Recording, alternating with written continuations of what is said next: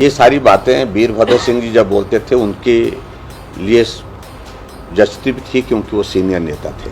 कांग्रेस की अध्यक्षा किन्नौर में गई, हमको पुलिस वहां पर उनके बीच में एक दूसरे का सिर फोड़ने से बचाने के लिए भेजनी पड़ी वहां पर। उनके सबसे वरिष्ठतम नेता गंगूराम मुसाफिर, उनके बहुत वरिष्ठ नेता 5 बार के विधायक हर्षवर्धन चौहान, वो धरने पर बैठ गए, कांग्रेस की पार्टी में ही धरने पर बैठ गए।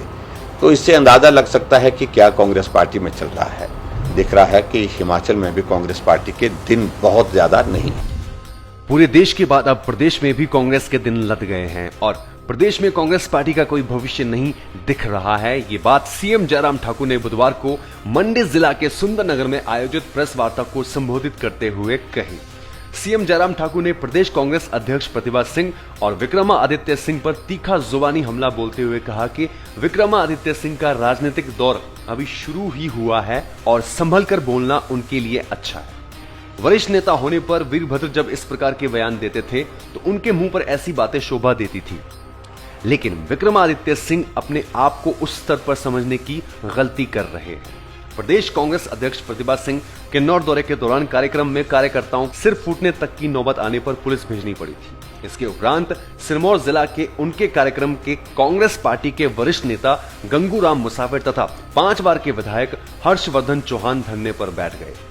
कांग्रेस नेता अपनी ही पार्टी के कार्यक्रम में प्रदेशाध्यक्ष के सामने धरने पर बैठ गए।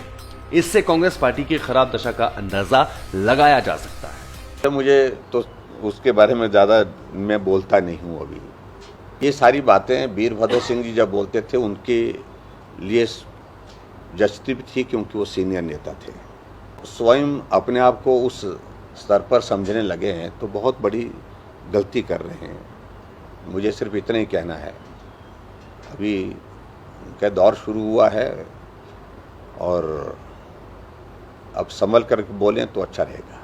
कांग्रेस की अध्यक्षा किन्नौर में गई, हमको पुलिस वहां पर उनके बीच में एक दूसरे का सिर फोड़ने से बचाने के लिए भेजनी पड़ी। वहां पर सिर फूटने की नौबत आ गई थी।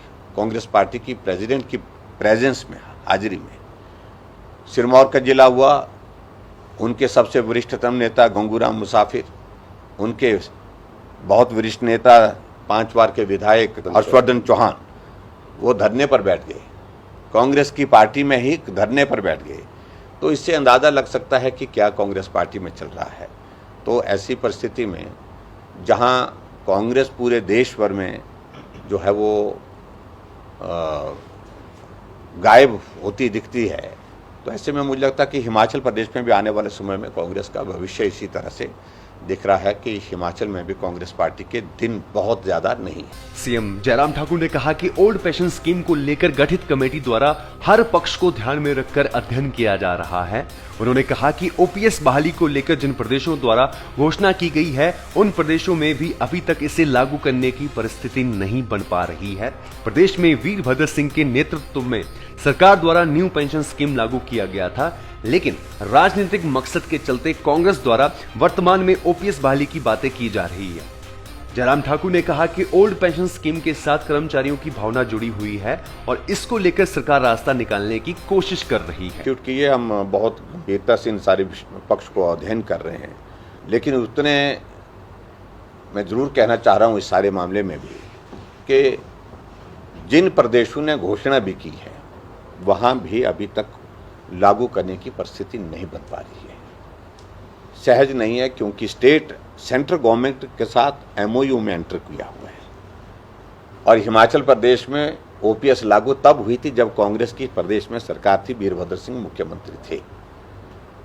आज उनकी घोषणा करने से मुझे लगता है कि कोई बहुत ज़्यादा उस तरह से राजनीतिक मकसद के दृष्टि से वो जरूर कर रहे हैं, लेकिन ओपीएस एक विषय है और कर्मचारियों की मांग है।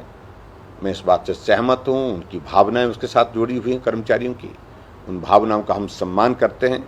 रास्ता निकालने की कोशिश है, अगर निकलता है तो हमें भी उस पर प्रसन्नता जो बन रही थी तो उसमें डीपीआर में उसके जो रनवे और रनवे के साथ जहाँ टर्मिनल बनना है उसको लेकर के थोड़ा सा हमने कहा कि पुनः विचार करिए, क्योंकि उसमें टर्मिनल को अगर चेंज करें तो हम जो है लैंड एक्विजिशन के लिए हमको ज़मीन जो है उसमें जो प्राइवेट लैंड हमको कम पड़ेगी लेनी। तो प्राइवेट लैंड कम पड़ेगी तो स्वाभाविक रूप से हमारी जो है उसमें सेविंग होगी स्टेट गवर्नमेंट की, कि लैंड एक्विजिशन में बहुत सारा पैसा उसमें लगता है।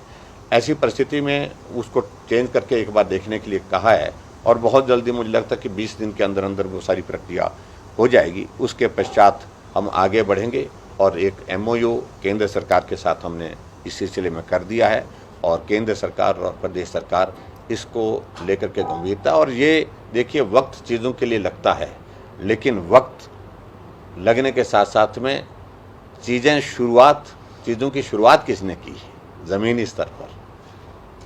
और मैं उम्मीद करता हूं कि आने वाले समय में ये प्रक्रिया आगे बढ़ करके रहेगी और ये एयरपोर्ट बन करके रहेगा। स्वाभाविक रूप से थोड़ा बहुत आता है और जिसकी ज़मीन जाती है तो उसकी कोशिश होती है कि ज़्यादा से ज़्यादा पैसा उसको मिले और डिस्प्लेस होता है और खासतौर से उसकी एक मांग रहती है और मांग करते रहेंगे। लेकिन फिर भी उसके बाद जो जेन्युइन रेट्स होंगे, जो जेन्युइन सारी सिचुएशन है वहाँ की, उसको ध्यान में रखते हुए जो रेट्स होंगे वो भी एक दौर ऐसा रहा जिसके कारण जो है आर्मी में भर्ती की प्रक्रिया जो है उसमें थोड़ी प्रभावित हुई। सभी चीज़ों को लेकर के जहाँ मास स्केल पर जो है भर्ती होती है तो वहाँ पर उस तरह की दिक्कतें आई हैं। लेकिन फिर भी उसके बावजूद मुझे इस बात की खुशी है कि इन दो निर्णयों से, एक तो 10 लाख नौजवानों को 1.5 साल के कार्यकाल में पूरे देश भर में रोजगार उपलब्ध कराने की बड़ी घोषणा, और उसके साथ साथ में आर्मी में भर्ती होने वाले हमारे अग्निवीर जिनके लिए विशेष योजना अग्निपथ जो है वो बना करके तैयार की, इस सारी योजना का भी मैं अभिनंदन करता हूं, स्वागत करता हूं। और मैं कह सकता हूं कि निश्चित रूप से भारत के इतिहास में इस प्रकार का जज्बा नौजवानों के बीच में भरने के लिए, जहां देशभक्ति, जहां देश प्रेम, देश के लिए मर मिटने की भावना पैदा की जा सके, वो इस योजना के माध्यम से निश्चित रूप से और बलवती होगी और मजबूत। लाइव टाइम्स टीवी के लिए मंडी से नितेश सैनी की रिपोर्ट।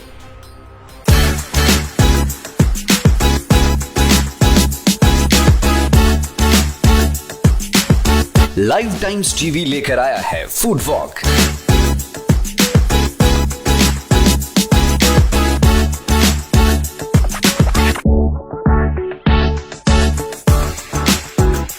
फूड वॉक, जिसमें मिलेगा लोकल जायका और देसी के साथ इंटरनेशनल स्वाद।